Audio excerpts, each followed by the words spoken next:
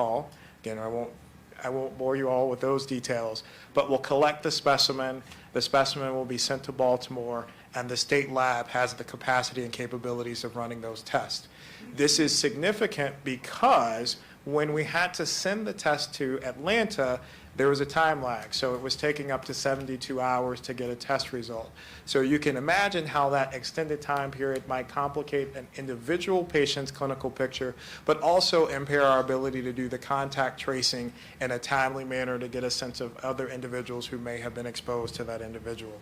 So just wanted to update that. This information will be communicated by the state to hospitals and healthcare providers through the different licensing agencies. And we will, as we have done over the past week, in communication with our hospitals directly, provide that up-to-date clinical management, as well as to our safety net clinics who are part of a lot of the county programs.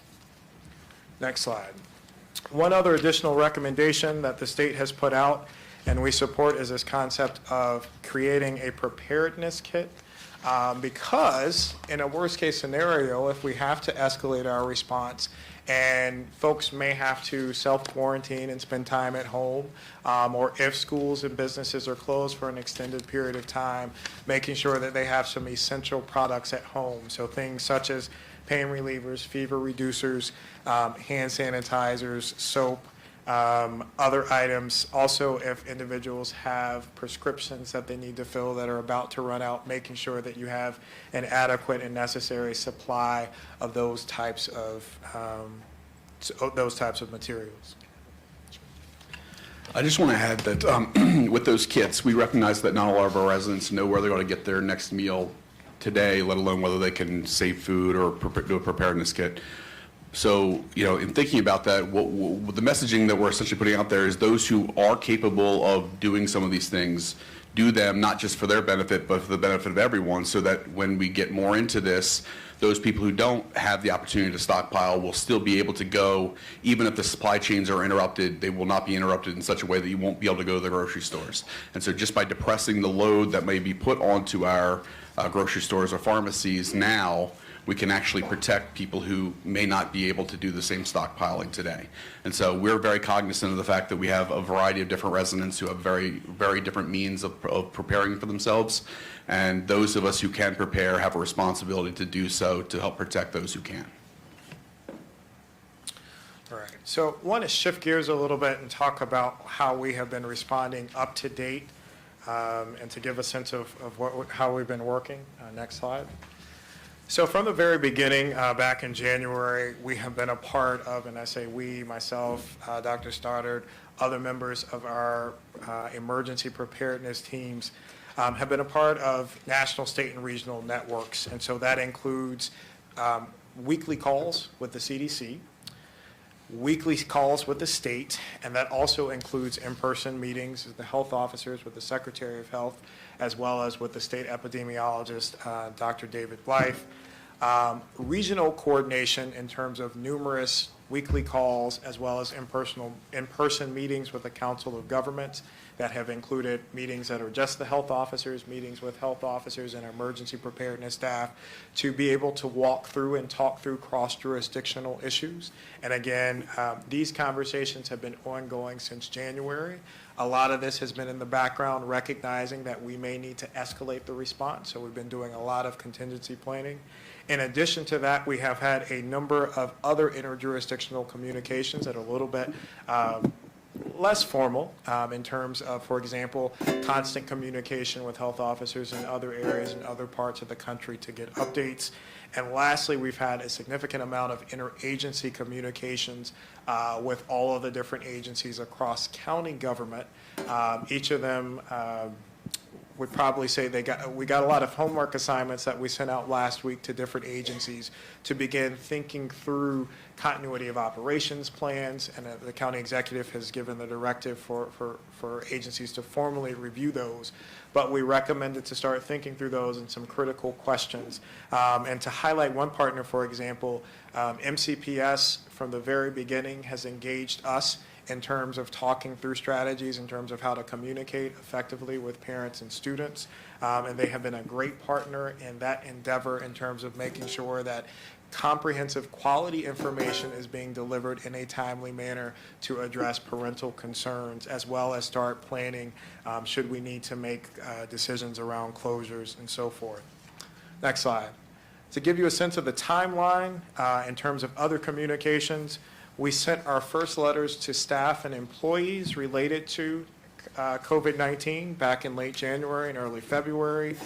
We began formal interagency discussions around COVID-19, including the formation of a county website to provide information that is very thorough and is linked to the state and federal websites that are being updated on a daily basis.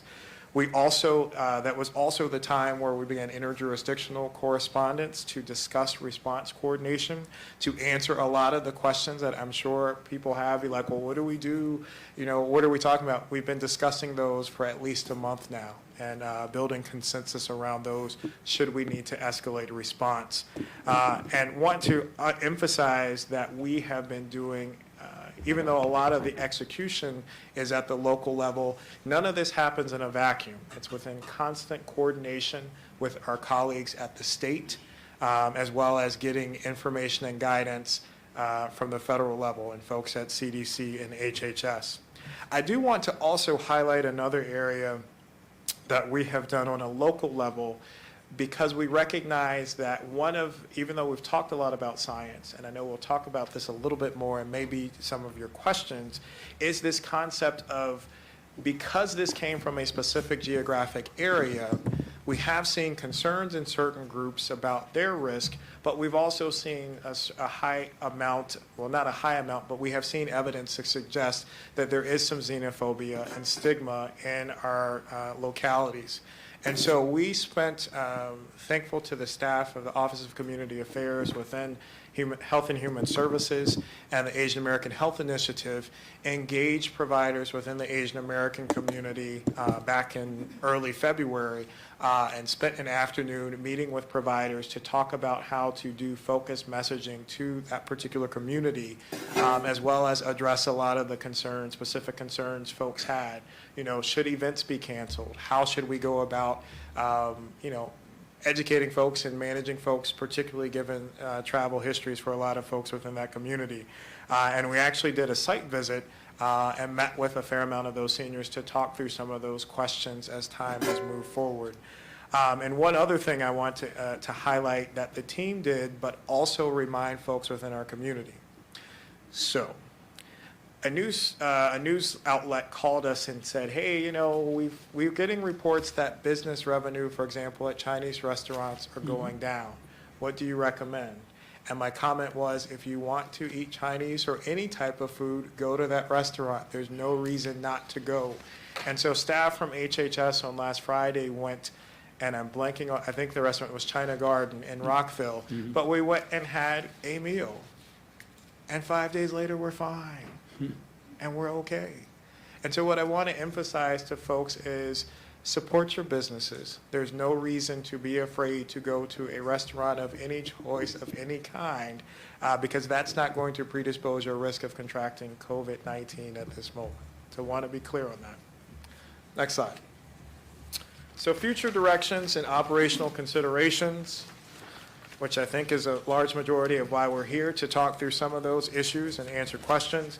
Want to highlight two things. So there have been a lot of questions popping up as to who makes the determination and what is the criteria in terms of school closures, business closures, so on and so forth. So the COMAR regulations sections 1006, 01, 06 lay out those necessary actions, and that responsibility falls within the purview of the health officer. And I want to make sure that folks understand that even though that falls within the health officer's portfolio, none of these decisions are, again, made in vacuum. And so the criteria that would be used to determine, particularly in the setting where we see other jurisdictions closing schools and making significant closures at that level, is the information that there is no threshold, set threshold at this time to determine when we would make that decision, but those decisions would be influenced by clinical information, the epidemiology, the number of cases confirmed and suspicious, and also if there's any particular evidence of an outbreak in a particular location that might warrant closure at that time. I just wanted to be clear for those who might not realize it, but the COMAR stands for the Code of Maryland Regulations. Sorry about that, used to talking in acronyms. I know you. Thank you. And you do a very good job, but on that one, perhaps not everyone realized it. For the reference. And before I shift over to Dr. Stoddard to talk about some of the structure of the county response, I do also want to make sure that people are aware of that we have this wonderful division within public health services called Public Health Emergency Preparedness. We have multiple playbooks that guide the work that we do, how we respond to outbreaks, how we determine who needs to go where they need to go, how they're going to get there. And the team has been planning for this. This is what we're trained for. This is what they do. This is what we do. So while I won't go into all of the specifics of what is engaged in that process, I do want to highlight the team here. They're behind me. And Sean O'Donnell is somewhere behind me. He oversees our FEPS team. And I can assure you that they have been working, engaging a host of different departments from transportation, human resources, public schools, our hospitals, our safety net clinics, our other parts of HHS, including services to end and prevent homelessness for our shelters, licensing and regulatory services when talking about our nursing homes and long-term care facilities.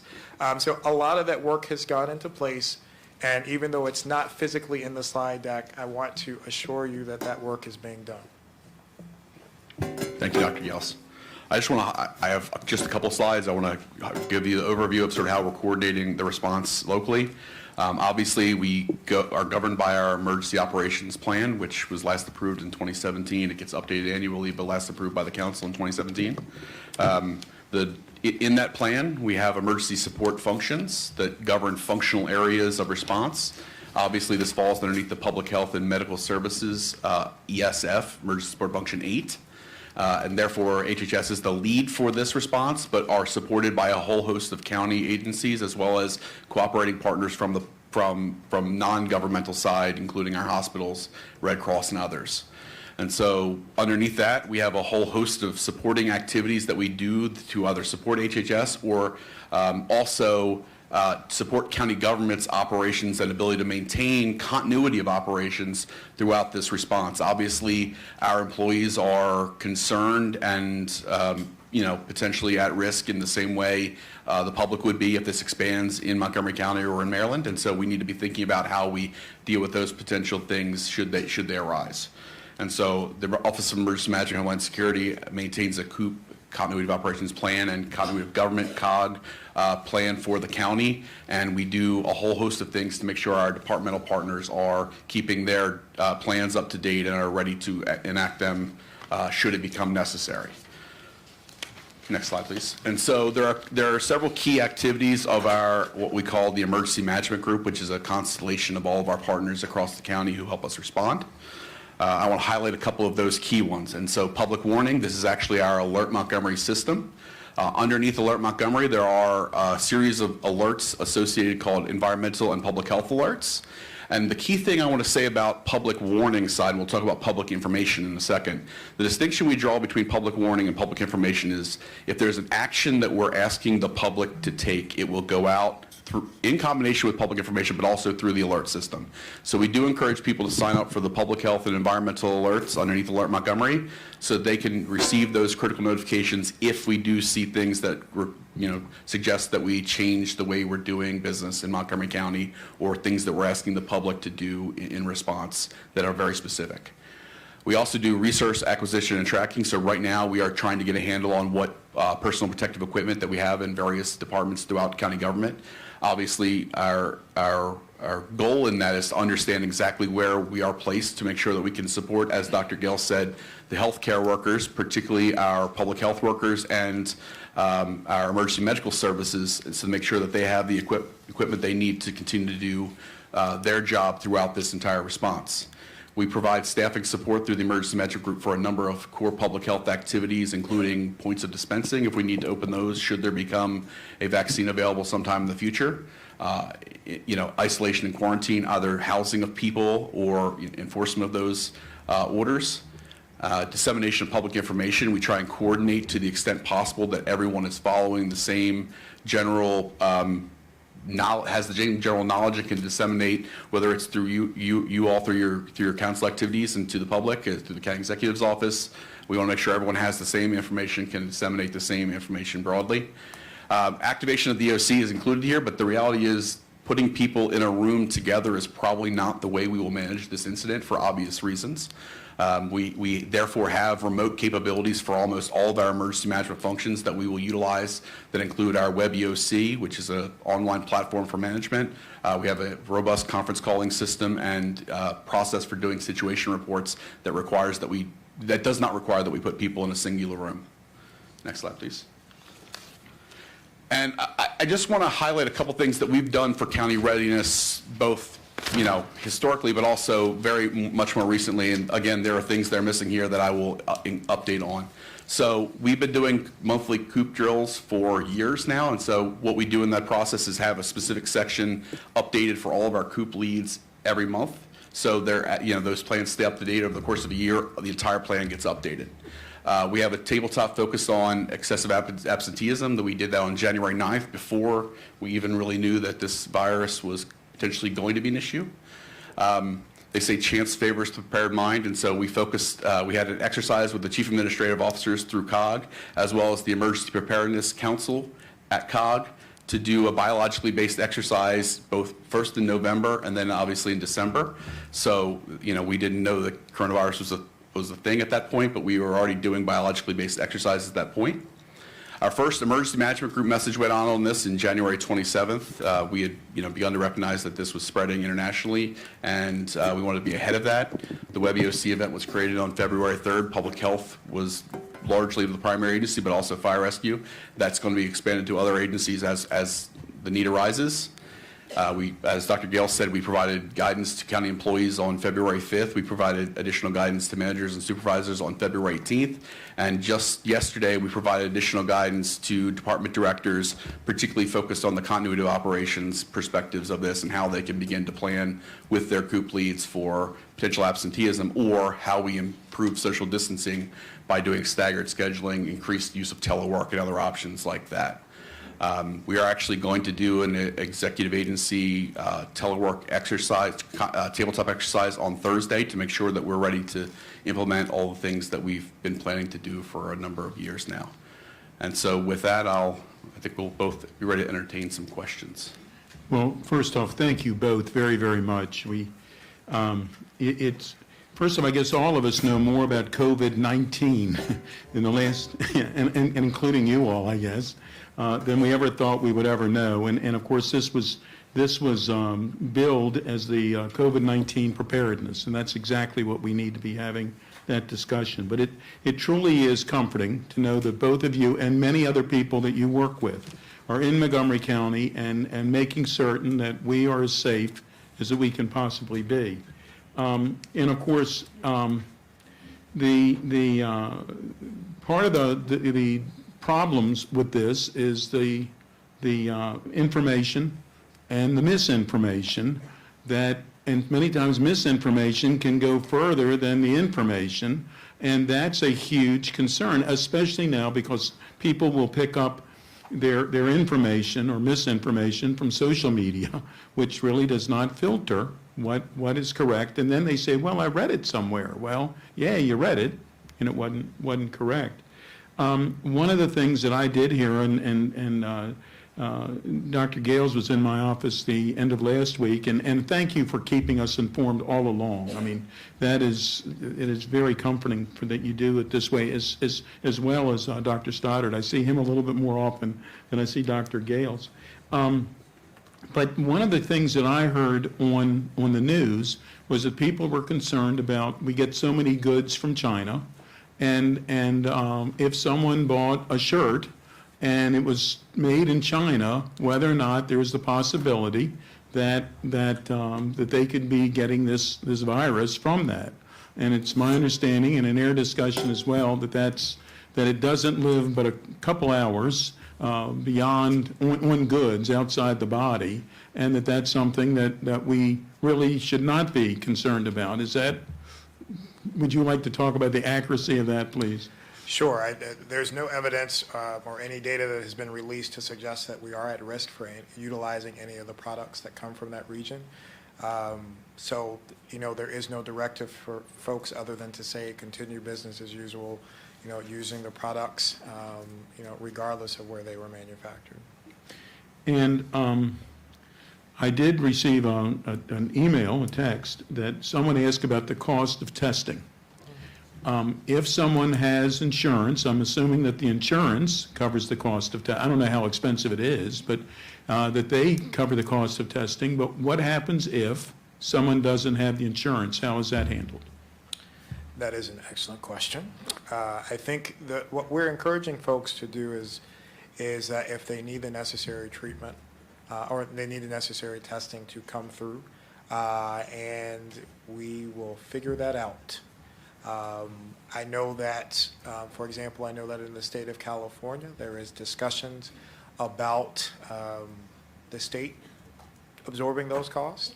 I know that Governor Cuomo in New York actually made a directive that all costs would be covered, so regardless of your ability to pay or your insurance status, that will be covered.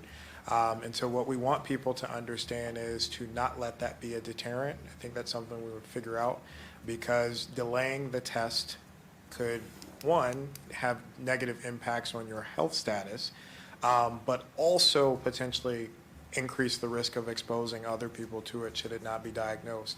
And I think that is one of the key things there's a clinical benefit to having a consult to talk about whether or not the test is needed, but I think that is also an additional layer to help make sure that those are getting tested truly do need it, and those resources that we do have are utilized for those who need it the most.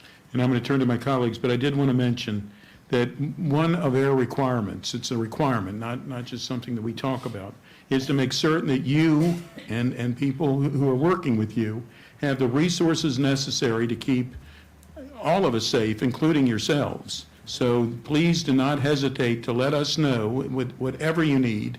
We are here to be of great assistance, because you are certainly being great assistance to us. I'm going to turn first to Councilmember Albornoz, who's the chair of our Health and Human Services Committee, and then I'll turn to the rest of my colleagues. Thank you, Mr. President. This originally was scheduled for our HHS committee, but really appreciate Nancy Navarro and a number of my colleagues who expressed interest in having a full council briefing, and really want to thank the council president for indulging us so rapidly. And both of you, I, as a former department head, participated in those tabletop exercises, and I know how comprehensive they are. And I was recalling last night that one of the last ones I participated in was a simulated pandemic event in Montgomery County.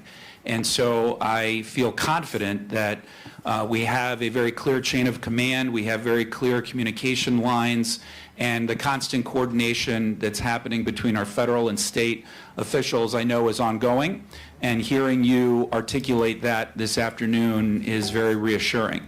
I want to underscore the statements you made with regards to operating for the moment as business as usual. Until things reflect adjustments, we, as the governor said, and as you've heard repeatedly when there are other incidents, are hoping for the best but preparing for the worst.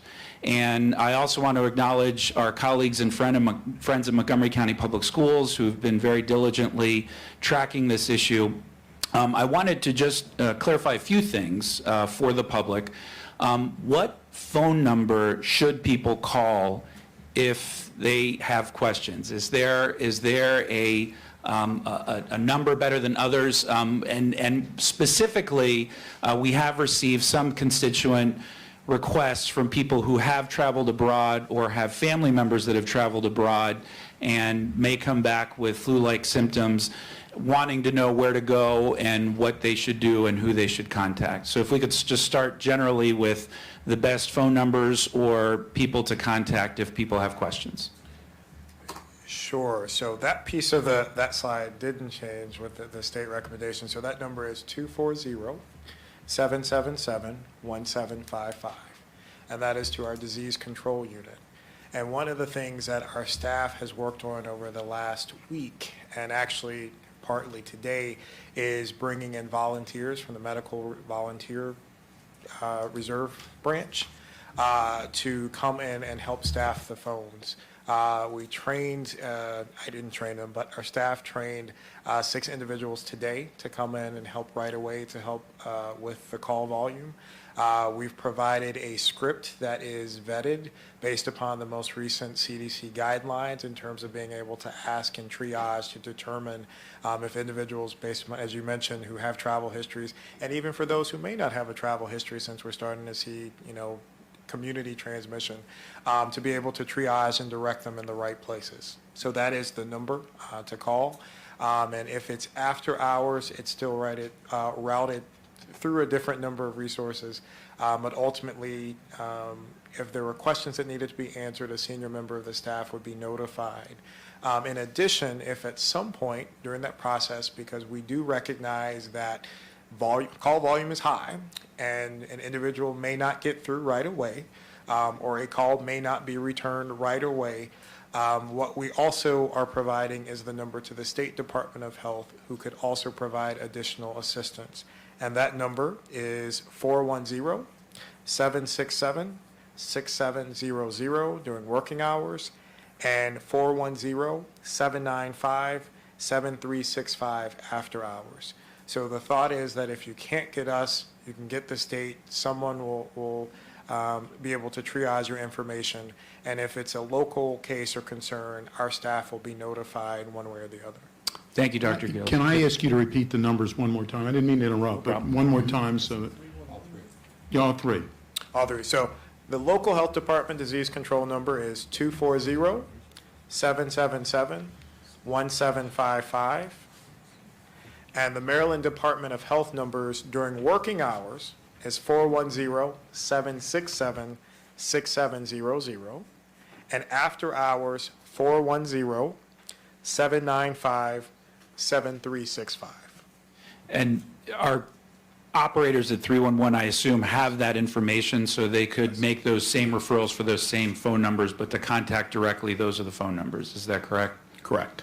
Right. 311 has a completely updated script for general information as well as the call numbers that need to go to. And also, I believe the information is also on the website that has been set up by HHS, yes. MontgomeryCountyMD.gov/coronavirus.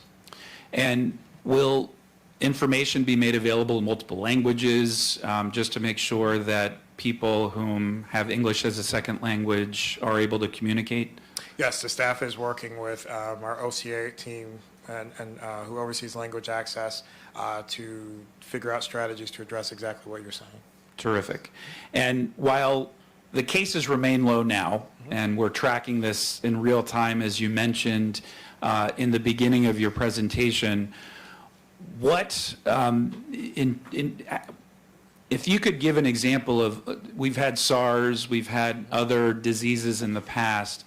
In your early estimation, Dr. Gales, you mentioned we're obviously still learning a lot about this particular strain, but has there been any discussion, particularly with the CDC, it's difficult to predict, but anything you can mention or comment on at this time? Is the rate of this, there was a slide earlier as far as where things stand right now as compared to measles and HIV and other viruses and diseases that are out there. But as this progresses, do you anticipate that changing, or is this where we are right now, and do you anticipate it growing at any higher rate than we see at the moment?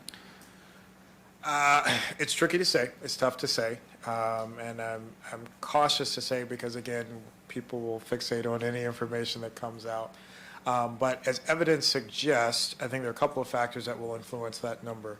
I think the biggest thing is I think we have a fairly decent handle, or we're getting to the point where we have a better handle in terms of the number of individuals who are coming to the country. So folks coming here positive from other areas based upon the travel advisories and the travel restrictions that have been put into place. I think the component that we don't know about is this notion of community transmission. So the cases that were in Northern California and the cases in Kirkland, Washington, and the Seattle, Washington area were not tied to travel history or exposure to a high-risk or medium-risk person based upon their travel history. And so we have to, once we can get a better handle on that in terms of how the virus hung out, if you will, in the community, and how these folks were predisposed or came into contact with it, I think that will help guide the conversation around the reality of how many more people we expect, how many more cases we expect to see. I do think we will see more cases. I don't know necessarily how that will be geographically spread, because right now there's none in any of our region. I think the closest states are their cases. There's a case in New York. That case was tied to a travel history. I think there are 2 cases in Georgia that were tied to a travel history. And I think that there are 2 presumptive positive cases in Florida that were tied to a travel history as well. I think the closest cases that we have seen that are potentially community transmitted are in Illinois. From my understanding this morning, there's a patient at the University of Chicago who is concerned for a community transmission case. And so I say all that to say that right now, geographically, there's nothing close to us in terms of cases, and we don't have any cases that we know of at the moment. So it's hard to predict. So I say all that to say I think we will see an increase in cases in the U.S. Beyond that, I would be careful and cautious to speculate any further. Thank you. That's very, very helpful. I would add one thing. Just like we're seeing in Maryland, testing is going to become much more readily available, and that will likely just reveal some things that, about the nature of the disease in the community, particularly in Washington State and Northern California. And so the public shouldn't be, just because there's more testing, you're going to find what was already there. And actually, you'll be more effective in managing it once we have a better sense of the numbers in different places in the United States.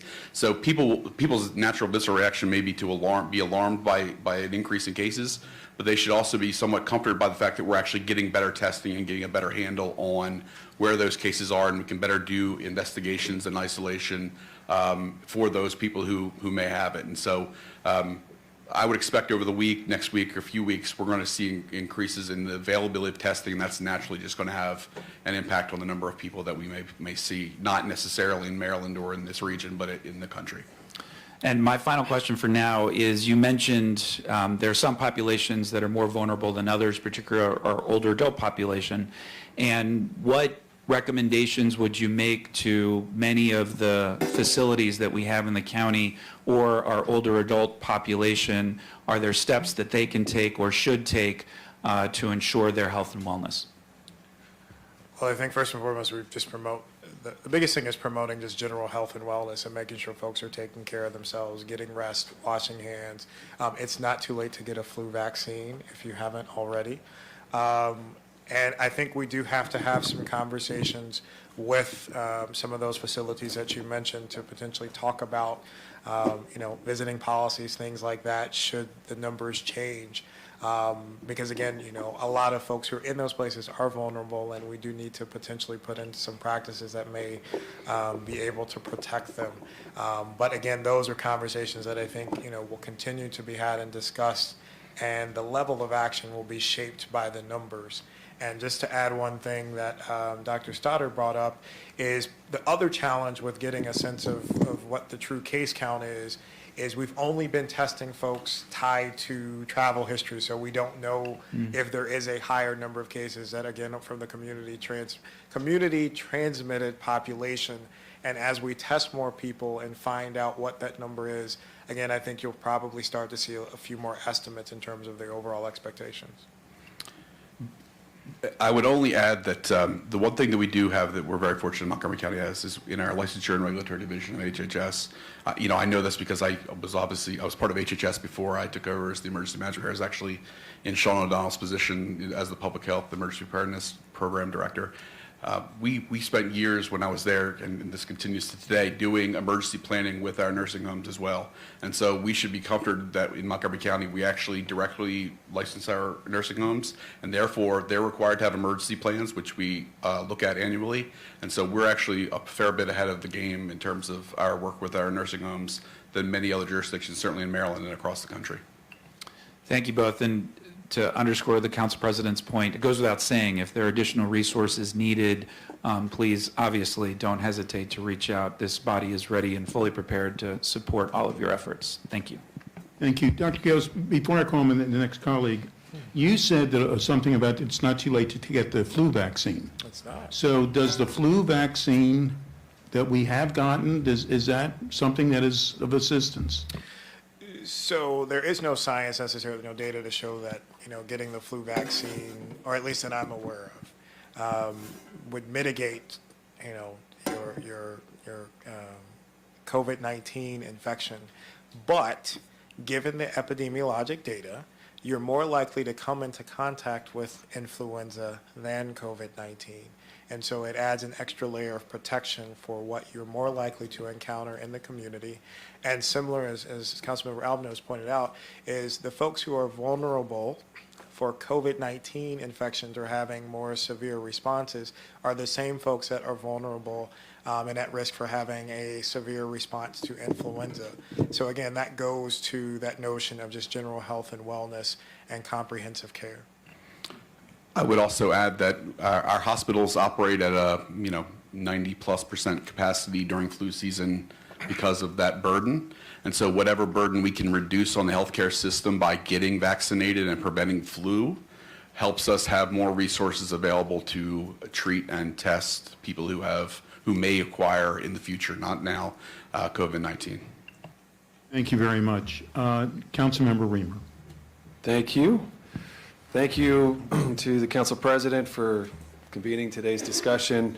That was a confidence-inspiring presentation. I want to thank the both of you for the work that you've been doing, the preparation that you bring to the job, and it shows the value of science and public health and emergency preparedness, and officials who have that expertise leading the messaging. So I really I am grateful for that. This is you mentioned this question about handshakes. I've had a number of fairly awkward interactions over the last few days as I'm trying to determine what to do. So we might as well be open about that. I feel like we should declare a moratorium on handshakes. That's okay. Let's, we can all understand that we're having that same thought process. Boom. That's how we're going to do it now. It's going to be I won't name it, but thank you. I think a simple message to that point is helpful. But a few reactions that I had from a sort of just an average person. The notion of stockpiling food. I know a lot of us are thinking about that. It was really helpful to learn that the reason to do that might be just as much, if not more, so that you don't have to leave if you or someone in your family gets the virus, as compared to you don't have to go to a grocery store where you might come into contact with it. That helps, because I'm sort of unclear. I hear reports from other countries, and it seems like to some extent people are still going out to the grocery store. I think it would be really hard not to go to the grocery store, but if I know it would really be beneficial to everyone else if me or someone in my family contracts it, then we should quarantine. Should you quarantine as a family if one member of your family is diagnosed with the virus? So one of the things I didn't mention or kind of referenced and didn't go into detail is one of the most important parts of any infectious disease investigation, particularly in this setting, is the contact tracing.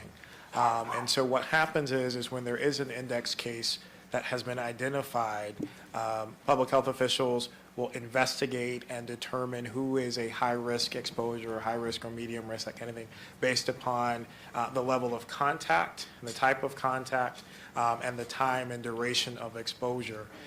So it is highly potentially likely that, for example, your significant other, child, someone gets sick in your household, that if you've had a significant amount of close contact with that person, you may be asked to quarantine for a period of time. The doctors will explain that to you. There You'll would be get a guidance recommendation in the provided, moment. Yes, But- you would be provided guidance as Yeah. a part of that process. And this is similar to what we do, for example, in terms of a tuberculosis investigation.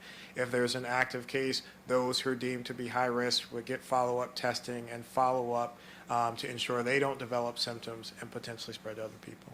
Okay. I would only add that there is a part of this assessment, there's a suitability for self-quarantine that's done by your provider or in concert with the county health department. Because if you were potentially exposed and you have an elderly parent living in your house, it may not be the best situation for you to quarantine with that person, but that assessment will be made in concert with your physician at the time and county health officer, county health department at the time if necessary. Gotcha.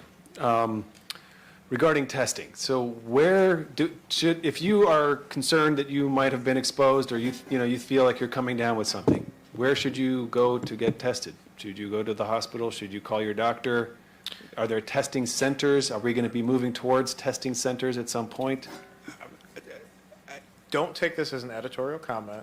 I think it's highly unclear as to the direction of testing. For example, we just literally found out today that the state will now be doing testing.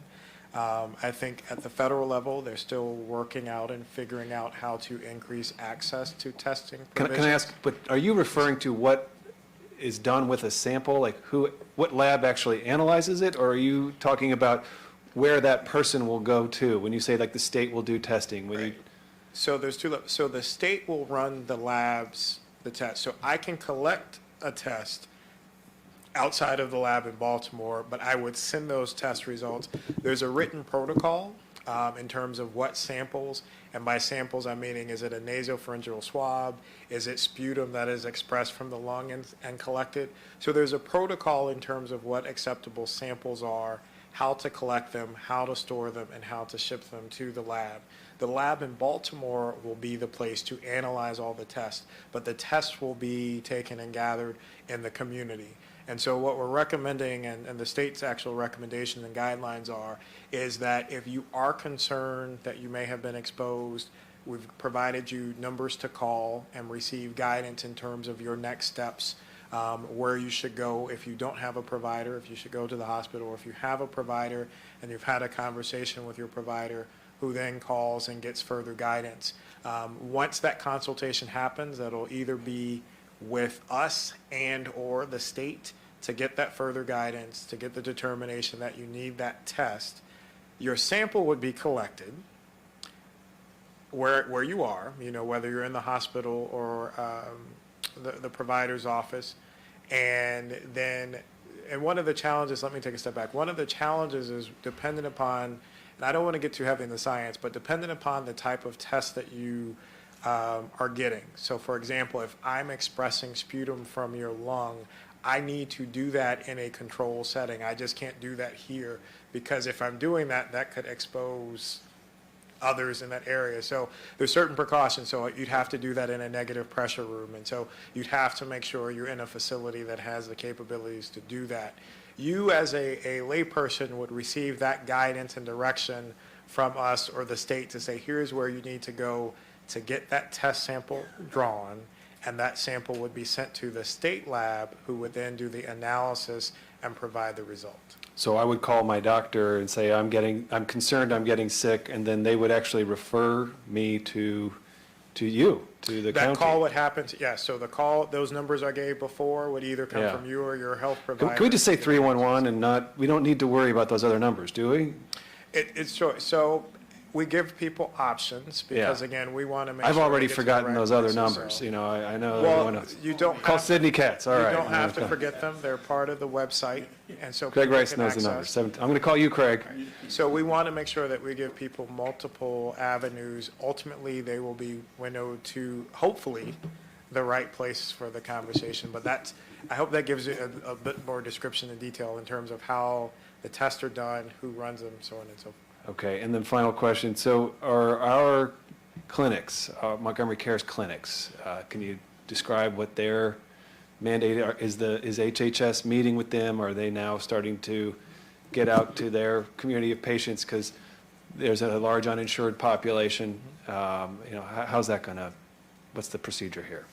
So we engaged, again, going back to, so all health providers in the state have received updates similar to the updates I've provided by you all, have received updates from the Board of Physicians and the Board of Nursing and so forth. And so the providers at those respective places have been up to date in terms of what the guidelines are, the testing procedures.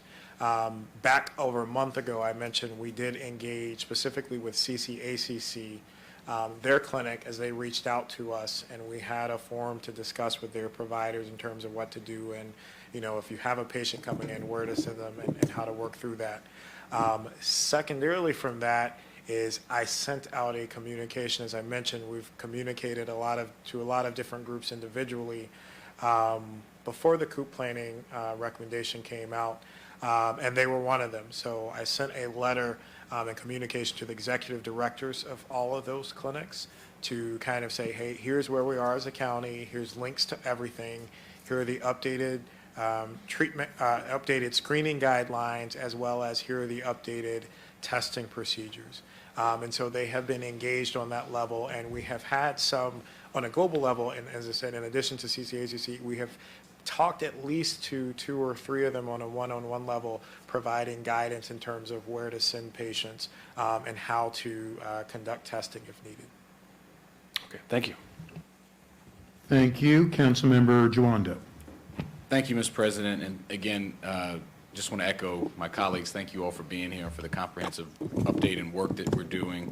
I know we're ahead of many people. Just to follow up on one of the first slides was the where we stand, and just so, I don't know if we still have it up, but you had at the top, I understood it to be national numbers. Yes. And then at the bottom were Maryland-specific numbers, realizing there is no confirmed case in Maryland, but that there were 6 tests, 5 of which came up negative, 1 of which we're waiting on confirmation. Is that, am I reading that It's now correctly? 8 tests. It's now 8 tests. That's what you updated. And 3 are Pending. Yes. So, okay, so 5 negative, 3 pending, and at some point you'll get that information and that'll be updated. Yes. I think that I was poking around your website, and I know at the top at our website, it's not yours, our website, the county website, and it says that there are no current cases. But I think that's something that I hear a lot is like, just while I was here saying that we had an update, I'm like, what can you send that Maryland? Are there any? That's what people want to know, and I know it cuts both ways as the testing improves. But I would just say that to the extent that everyone can be kept abreast of, as that increases, we know it will, the number of tests and the number of. There's also a results. great deal of confusion about Washington State and Washington, D.C. Sure. And we need to be very clear and explicit about that, our neighbors to the south do not have any confirmed cases either. Right. Washington State, obviously, there are, some number of community cases that need to be, worked in. Right. No, I appreciate that. So I would just, great. That's great. And I think as that, maybe, I know this will be a work in progress, this site as well, because you had to get it up quickly. To Councilmember Reamer's line of questioning, another thing that I'm hearing, and I have concern myself, you cleared some of it up. If I feel sick, step 1, what do I do? And at the bottom of our page, it says call your provider, or it says see your primary provider, and then it says call ahead. Just as far as the mechanics of, do I physically go to the doctor or the hospital? Because if I don't have a doctor, do I show up at the hospital? I had a couple of nurse and doctor friends saying that just today they got their screening algorithms at the hospitals locally. So this is all happening in real time. What is the best guidance we can give? I'm coughing. I suspect that I've been in contact with someone from overseas. What do I do? What's the first step? I call the doctor or I call the hospital. If I don't have a doctor, could you go through either one of those scenarios? What do you think is the best step to take?